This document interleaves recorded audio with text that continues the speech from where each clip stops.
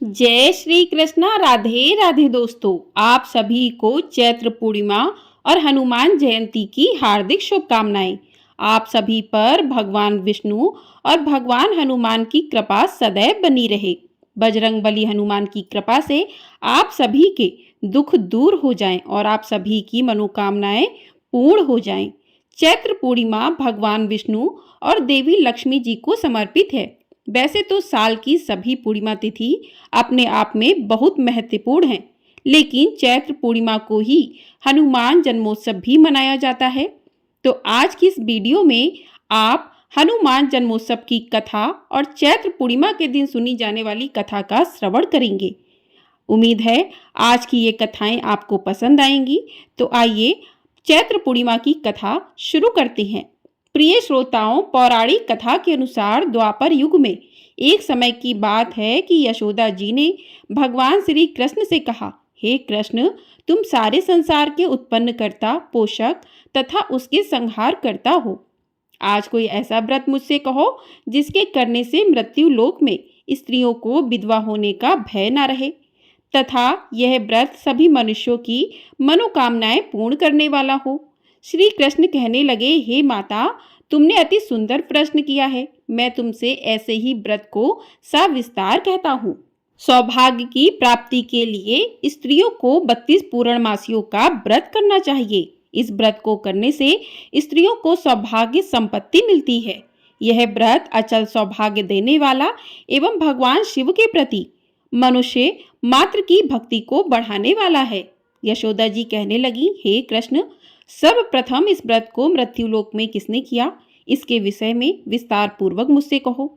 श्री कृष्ण जी कहने लगे कि इस भूमंडल पर एक अत्यंत प्रसिद्ध राजा चंद्रहास से पालित अनेक प्रकार के रत्नों से परिपूर्ण कातिका नाम की एक नगरी थी। वहां पर धनेश्वर नाम का एक ब्राह्मण रहता था और उसकी स्त्री अति सुशीला रूपवती थी। दोनों ही उस नगरी में बड़े प्रेम के साथ रहते थे। घर में धन धान्य आदि की कमी नहीं थी। उनको एक बड़ा दुख था कि उनके कोई संतान नहीं थी। इस दुख से वह अत्यंत दुखी रहते थे। एक समय एक बड़ा तपस्वी योगी उस नगरी में आया। वह योगी उस ब्राह्मण के घर को छोड़कर अन्य सब घरों से भिक्षा लाकर भोजन किया करता था। रूपवती से वह भिक्षा नहीं लिया करता था। उस योगी ने एक दिन रूपवती से भिक्षा ना लेकर किसी अन्य घर से भिक्षा लेकर गंगा किनारे जाकर भिक्षा अन्न को प्रेम पूर्वक खा रहा था कि धनेश्वर ने योगी का यह सब कार्य किसी प्रकार से देख लिया। अपनी भिक्षा के अनादर से दुखी होकर धनेश्वर योगी से बोला, महात्मन, आप सब घरों से भिक्षा लेते हैं परंतु मेरे घर की भिक्षा कभी भी नहीं लेते, इसका क्या कारण है? योगी ने कहा कि तुम निसंतान के घर की भीख पतितों के अन्न के तुल्य होती है और जो पतितों का अन्न खाता है वह भी पतित हो जाता है। चूंकि तुम निसंतान हो अथवा पतित हो जाने के भय से मैं तुम्हारे घर की भिक्षा नहीं लेता हूँ।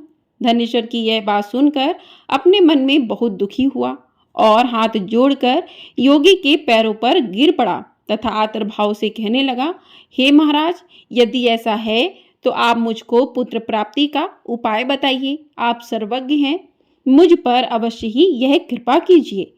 धन की मेरे पास कोई कमी नहीं है परंतु मैं पुत्र न होने के कारण अत्यंत दुखी हूँ। आप मेरे इस दुख का हरण करें, आप सामर्थ्यवान हैं। यह सुनकर योगी कहने लगे, हे ब्राह्मण, तुम चंडी की आराधना करो। घर आकर उसने अपनी स्त्री से सब वृत्तांत कहा और स्वयं तप के निमित्त वन में चला गया। वन में जाकर उसने चंडी की उपासना की और उपवास किया। चंडी ने 16वें दिन उसको स्वप्न में दर्शन दिए और कहा, हे धनेश्वर, जा, तेरे पुत्र होगा परंतु वह 16 वर्ष की आयु में ही मृत्यु को प्राप्त हो जाएगा। यदि तुम दोनों स्त्री पुरुष 32 पूर्णमासियों का व्रत विधि पूर्वक करोगे तो वह दीर्घायु होगा। जितनी तुम्हारी सामर्थ्य हो आटे के दिए बनाकर शिव जी का पूजन करना, परंतु पूर्णमासी को 32 हो जाने चाहिए। प्रातःकाल होने पर इस स्थान के समीप ही तुम्हें एक आम का वृक्ष दिखाई देगा। उस पर तुम चढ़कर एक फल तोड़कर सिर अपने घर चले जाना और अपनी स्त्री से सब वृत्तांत कहना। ऋतु स्नान के पश्चात वह स्वच्छ होकर भगवान शंकर जी का ध्यान करके उस फल को खा लेगी। तब शंकर भगवान की कृपा से उसको गर्भ हो जाएगा। जब वह ब्राह्मण प्रातःकाल उठा तो उसने उस स्थान के पास ही एक आम का वृक्ष देखा, जिस पर एक अत्यंत सुंदर आम का फल लगा हुआ था। उस ब्राह्मण ने उस आम के वृक्ष पर चढ़कर उस फल को तोड़ने का प्रयत्न किया, परंतु वृक्ष पर कई बार प्रयत्न करने पर भी वह चढ़ नहीं पाया। तब तो उस ब्राह्मण को बहुत चिंता हुई और विघ्न विनाशक श्री गणेश जी की वंदना करने लगा। हे दयानिधे, आपने भक्तों के विघ्नों का नाश करके उनके मंगल कार्य को करने वाले, दुष्टों का नाश करने वाले, रिद्धि सिद्धि के देने वाले, आप मुझ पर कृपा करके इतना बल दें कि मैं अपने मनोरथ को पूर्ण कर सकूं। इस प्रकार गणेश जी की प्रार्थना करने पर उनकी कृपा से धनेश्वर वृक्ष पर चढ़ गया और उसने एक अति सुंदर आम का फल देखा। उसने विचार किया कि जो वरदान से फल मिला था वह यही है और कोई फल दिखाई नहीं देता। उस धनेश्वर ब्राह्मण ने जल्दी से उस फल को तोड़कर अपनी स्त्री को लाकर दिया और उसकी स्त्री ने अपने पति के कथानुसार उस फल को खा लिया और वह गर्भवती हो गई। देवी जी की असीम कृपा से उसे एक अत्यंत सुंदर पुत्र उत्पन्न हुआ, जिसका नाम उन्होंने देवीदास रखा। माता पिता के हर्ष और शोक के साथ वह बालक शुक्ल पक्ष के चंद्रमा की भांति अपने पिता के घर में बढ़ने लगा। भवानी की कृपा से वह बालक बहुत ही सुंदर, सुशील और विद्या पढ़ने में बहुत ही निपुण हो गया। दुर्गा जी की आज्ञा अनुसार उसकी माता ने 32 पूर्णमासियों का व्रत रखना प्रारंभ कर दिया था, जिससे उसका पुत्र बड़ी आयु वाला हो जाए। 16 वर्ष लगते ही देवीदास के माता पिता को बड़ी चिंता हो गई कि कहीं उनके पुत्र की इस वर्ष मृत्यु न हो जाए। इसलिए उन्होंने अपने मन में विचार किया कि यदि यह दुर्घटना उनके सामने हो गई तो वे कैसे सहन कर सकेंगे। उन्होंने देवीदास के मामा को बुलाया और कहा कि हमारी इच्छा है कि देवीदास 1 वर्ष तक काशी में जाकर विद्या अध्ययन करे और उसको अकेला भी नहीं छोड़ना चाहिए। इसलिए साथ में तुम चले जाओ और 1 वर्ष के पश्चात इसको वापस लौटा लाना। सब प्रबंध करके उसके माता पिता ने काशी जाने के लिए देवीदास को एक घोड़े पर बिठाकर उसके मामा को उसके साथ कर दिया, किंतु यह बात उसके मामा या किसी और से नहीं कही। धनेश्वर ने सपत्नी अर्थात अपनी पत्नी के साथ अपने पुत्र की मंगल कामना और दीर्घायु के लिए भगवती दुर्गा की आराधना और पूर्णमासियों का व्रत करना आरंभ कर दिया। इस प्रकार बराबर 32 पूर्णमासी का व्रत पूरा किया। कुछ समय पश्चात एक दिन वह दोनों मामा और भांजा मार्ग में रात्रि बिताने के लिए किसी गांव में ठहरे हुए थे। उस दिन उस गांव में एक ब्राह्मण की अत्यंत सुंदरी, सुशीला, विदुषी और गुणवती कन्या का विवाह होने वाला था। जिस धर्मशाला के अंदर वर और उनकी बारात ठहरी हुई थी, उसी धर्मशाला में देवीदास और उनके मामा भी ठहरे हुए थे। संयोगवश कन्या को तेल आदि चढ़ाकर मंडप आदि का कृत्य किया गया तो लग्न के समय वर को धनुर्पात हो गया। तत्पश्चात वर के पिता ने अपने कुटुंबियों से परामर्श करके निश्चय किया कि यह देवीदास मेरे पुत्र जैसा ही सुंदर है, मैं इसके साथ ही लग्न करा दूं और बाद में विवाह के अन्य कार्य मेरे लड़के के साथ हो जाएंगे। ऐसा सोचकर वह देवीदास के मामा से जाकर बोला कि तुम थोड़ी देर के लिए अपने भांजे को हमें दे दो, जिससे विवाह के लग्न का सब कृत्य सुचारू रूप से हो सके। तब उसका मामा कहने लगा कि जो कुछ भी मधुपर्क आदि कन्यादान के समय वर को मिले वह सब हमें दे दिया जाए, तो मेरा भांजा इस बारात का दूल्हा बन जाएगा। यह बात वर के पिता के द्वारा स्वीकार कर लेने पर उसने अपना भांजा वर बनने के लिए भेज दिया और उसके साथ सब विवाह कार्य रात्रि में विधि पूर्वक संपन्न हो गया। पत्नी के साथ वह भोजन न कर सका और अपने मन में सोचने लगा कि ना जाने ये कैसी स्त्री होगी। वह एकांत में इसी सोच में गर्म निश्वास छोड़ने लगा तथा उसकी आंखों में आंसू भी आ गए। तब वधू ने पूछा कि क्या बात है, आप इतने उदासीन व दुखी क्यों हो रहे हो। तब उसने सब बातें जो वर के पिता और उसके मामा में हुई थीं उसको बतला दी। तब कन्या कहने लगी कि यह ब्रह्म विवाह के विपरीत हो कैसे सकता है। देव, ब्राह्मण और अग्नि के सामने मैंने आपको ही अपना पति बनाया है, इसलिए आप ही मेरे पति हैं। मैं आपकी ही पत्नी रहूंगी, किसी अन्य की कदापि नहीं। तब देवीदास ने कहा, ऐसा मत करिए, क्योंकि मेरी आयु बहुत थोड़ी है।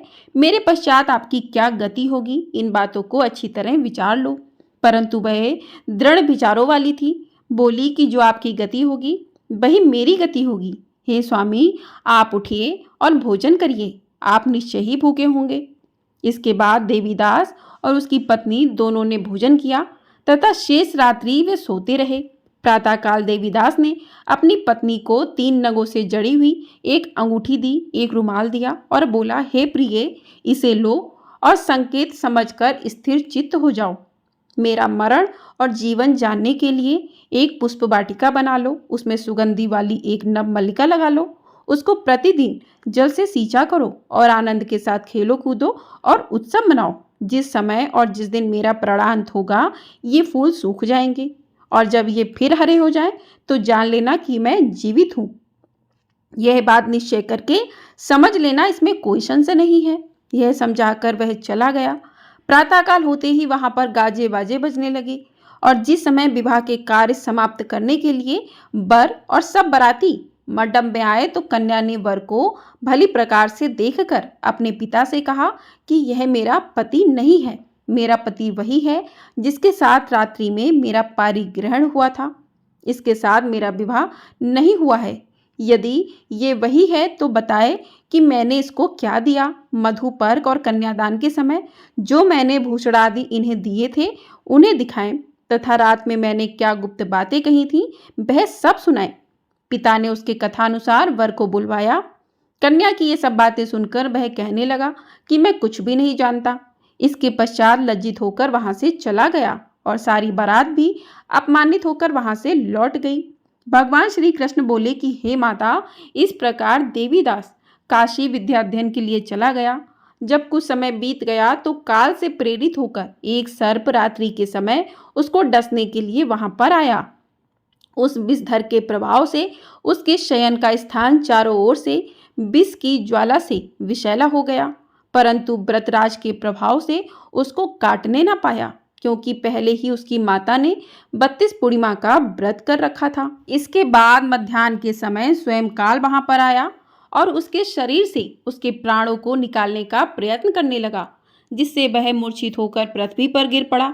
भगवान की कृपा से उसी समय पार्वती जी के साथ भगवान शंकर जी वहां पर आ गए। उसको मूर्छित दशा में देखकर पार्वती जी ने भगवान शंकर से प्रार्थना की, हे महाराज, इस बालक की माता ने पहले 32 पूर्णिमा का व्रत किया था, जिसके प्रभाव से हे भगवान आप इसको प्राण दान दें।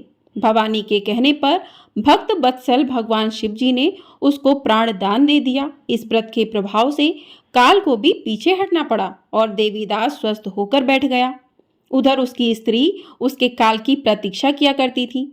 जब उसने देखा कि उस पुष्प वाटिका में पत्र पुष्प कुछ भी नहीं रहे तो उसको अत्यंत आश्चर्य हुआ और जब वह वैसे ही हरी भरी हो गई तत्पश्चात वह जान गई कि वह जीवित हो गए हैं।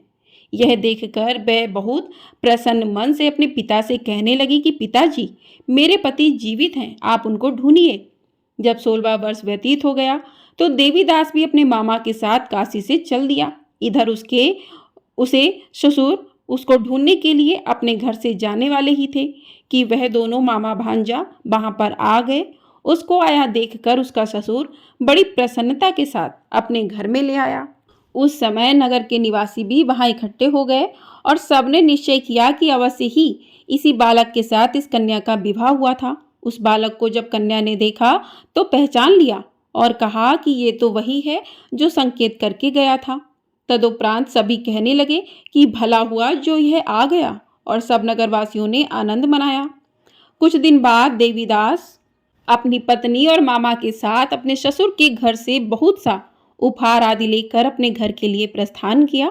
जब वह अपने गांव के निकट आ गया तो कई लोगों ने उसको देखकर उसके माता पिता को पहले ही जाकर खबर दे दी कि तुम्हारा पुत्र देवीदास अपनी पत्नी और मामा के साथ घर वापस आ रहा है। ऐसा समाचार सुनकर पहले तो उसे विश्वास ही नहीं हुआ, किंतु जब और लोगों ने भी आकर उनकी बात का समर्थन किया तो उनको बड़ा आश्चर्य हुआ। लेकिन थोड़ी देर में देवीदास ने आकर अपने माता पिता के चरणों में अपना सिर रखकर प्रणाम किया और उसकी पत्नी ने अपने सास ससुर के चरणों को स्पर्श किया तो माता पिता ने अपने पुत्र और पुत्र वधू को अपने हृदय से लगा लिया और दोनों की आंखों से प्रेम अश्रु बह चले।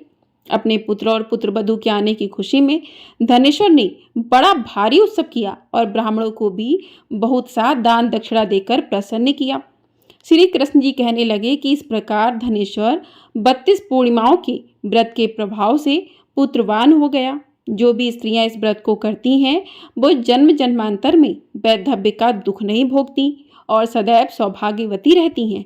यह मेरा वचन है, इसमें कोई भी संदेह नहीं मानना। यह व्रत पुत्र पौत्रों को देने वाला तथा संपूर्ण मनोकामनाओं को पूर्ण करने वाला है। 32 पूर्णिमाओं का व्रत करने से व्रती की सब इच्छाएं भगवान शिव जी की कृपा से पूर्ण हो जाती हैं। प्रेम से बोलिए भगवान भोलेनाथ की जय। प्रेम से बोलिए भगवान कृष्ण कन्हैया लाल की जय। तो इस प्रकार से चैत्र पूर्णिमा की कथा पूर्ण हुई। अब सुनते हैं हनुमान जन्मोत्सव की कथा।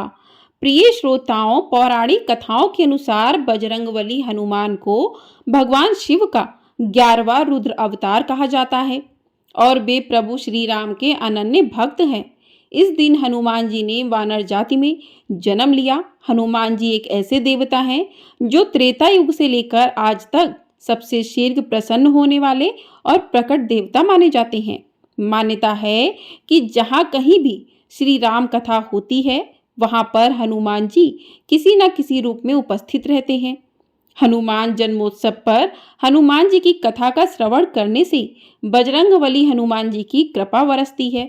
हनुमान जी की माता का नाम अंजना और पिता का नाम भानराज केसरी है। इसी कारण इन्हें अंजनी पुत्र केसरी नंदन आदि नामों से पुकारा जाता है। हनुमान जी के जन्म को लेकर कई कथाएं प्रचलित हैं, लेकिन प्रमुख रूप से 2 कथाएं हैं जो हनुमान जी के जन्म से संबंधित हैं। माता अंजना ने अपने बचपन में एक बार बंदर को पेड़ों पर खड़े होकर ध्यान लगाते देखा तो उन्होंने उस बंदर को फल फेंककर मार दिया। वह बंदर तुरंत ही एक ऋषि में बदल गया और उसकी तपस्या भंग होने पर वह क्रोधित हो गया। उसने अंजना को श्राप दिया कि जिस दिन उसे किसी से प्रेम हो जाएगा उसी क्षण वह बंदरिया बन जाएगी। कुछ समय के बाद अंजना जंगलों में रहने लगी। वहां उनकी भेंट केसरी से हुई, जिनसे प्रेम होने पर वह बंदरिया बन गई। और केसरी ने फिर अपने बारे में बताते हुए अंजना को बताया कि वह तो बंदरों के राजा हैं। केसरी की ओर से प्रस्ताव रखने पर अंजना मान गई और दोनों का विवाह हो गया। फिर अंजना ने घोर तपस्या की और इस तपस्या के प्रभाव से भगवान शिव से उनके ही समान एक पुत्र उन्होंने मांगा। वहीं दूसरी ओर अयोध्या के राजा दशरथ ने पुत्र प्राप्ति के लिए पुत्र कामेष्टि यज्ञ आयोजित किया। अग्निदेव को प्रसन्न करने के बाद उन्होंने दैवीय गुणों वाले पुत्रों की कामना की। यज्ञ संपन्न होते ही यज्ञ कुंड से अग्निदेव स्वयं खीर का पात्र लेकर प्रकट हुए और तीनों रानियों को बांट दिया। उसी समय रानी कैकेयी के हाथों से एक चील ने खीर छीन ली और अपने मुख में भरकर उड़ गई। चील जब उड़ी तब देवी अंजनी के आश्रम से होकर गुजरी। उस समय अंजनी ऊपर देख रही थी और अंजनी के मुख में खीर का कुछ भाग गिर गया। अनायास ही वह उस खीर को निगल गई, जिस कारण से वह गर्भवती हुई। और फिर उन्होंने चैत्र मास की पुण्यतिथि अर्थात पूर्णिमा को बजरंगबली को जन्म दिया। अजर अमर बजरंगबली भगवान श्री राम के अनन्य भक्त हुए और सदैव ब्रह्मचारी बने रहे। जब बजरंगबली का जन्म हुआ तो वे बचपन से ही बहुत तेजवान, कांतिमय, बुद्धिमान और बलशाली थे। जैसे ही वे बड़े हुए वैसे वैसे उनकी बाल्यकाल की शरारतें भी बढ़ने लगी। उन्होंने बाल्यावस्था में जुड़ी एक कथा है जिसमें उनके महावीर बनने का वर्णन मिलता है। पौराणिक कथाओं के अनुसार एक दिन बालक हनुमान आंगन में खेल रहे थे। उसी समय उन्हें जोर से भूख लगी। तब उन्होंने उगते हुए सूर्य को फल समझ लिया। उन्होंने उस लाल रंग के चमकीले फल को खाने के लिए आकाश में छलांग लगा दी और वायु के वेग से वे आसमान में उड़ने लगे और देखते ही देखते सूर्य लोक पहुंच गए। जैसे ही वे सूर्यदेव के पास पहुंचे उनको निगलने के लिए अपना मुंह खोल दिया। यह देखकर सूर्यदेव वहां से भागने लगे। अब सूर्यदेव आगे आगे और बाल हनुमान उनके पीछे पीछे। यह देखकर देवराज इंद्र भी आश्चर्य में पड़ गए। उन्होंने सूर्यदेव को बचाने के लिए, उनकी रक्षा करने के लिए हनुमान जी पर वज्र से प्रहार कर दिया। इसके परिणाम स्वरूप बाल हनुमान पृथ्वी पर गिर पड़े। इस बात का पता जब पवन देव को हुआ तो वे क्रोधित हो गए और दुखी भी हो गए, क्योंकि हनुमान जी पवन पुत्र भी हैं। शोकाकुल पवन देव मूर्छित हनुमान जी को लेकर एक गुफा में चले गए और वहां पर उनकी मूर्छा टूटने की प्रतीक्षा करने लगे। उधर वायुदेव के न होने के कारण पशु पक्षी मनुष्य सब त्राही त्राही करने लगे और संपूर्ण पृथ्वी पर हाहाकार मच गया। उधर इंद्रदेव को भी पता चल चुका था कि जिस बालक पर उन्होंने प्रहार किया था वह कोई सामान्य बालक नहीं बल्कि रुद्रावतार हनुमान है। तब वायुदेव के दुख को दूर करने के लिए, पृथ्वी पर वायु के संकट को दूर करने के लिए त्रिदेव के साथ सभी प्रमुख देवता उस गुफा में प्रकट हो गए। वहां पर सभी देवों को रुद्रावतार हनुमान जी के बारे में पता चला। ब्रह्मा विष्णु महेश समेत सभी देवताओं ने फिर हनुमान जी को अपनी दिव्य शक्तियों से सुसज्जित कर दिया। सूर्यदेव ने हनुमान जी को शिक्षा देने का दायित्व लिया। बाद में वे हनुमान जी के गुरु बने। इस प्रकार सभी देवी के शक्तियां मिलने से पवन पुत्र महावीर हनुमान बन गए, जो अपने प्रभु भगवान श्री राम के संकट मोचन कहलाए। प्रेम से बोलिए बजरंग बली हनुमान की जय। यही थी चैत्र पूर्णिमा के दिन सुनी जाने वाली पौराणिक कथाएं। अगर आपको ये कथाएं पसंद आई हैं तो आप लोग चैनल को सब्सक्राइब कर लीजिएगा, वीडियो को लाइक अवश्य कर दीजिएगा। आपको हमारे चैनल पर सत्यनारायण भगवान की कथा भी सुनाई जाएगी, साथ ही हनुमान जन्मोत्सव की संपूर्ण कथाएं सुनाई गई हैं। आप लोगों ने इस वीडियो को नहीं देखा है तो आप लोग जाकर उस वीडियो को देख सकते हैं। और आपको अभी आने वाले आपको हमारे चैनल पर कल से बैसाख मास के महात्म्य की कथाएं प्रतिदिन सुनाई जाएंगी। तो आप लोग चैनल को सब्सक्राइब करके ढेर सारा प्यार अपना ज़रूर दीजिएगा और कमेंट बॉक्स में हनुमान जी की जय भी अवश्य लिखिएगा। जय श्री राम, जय हनुमान।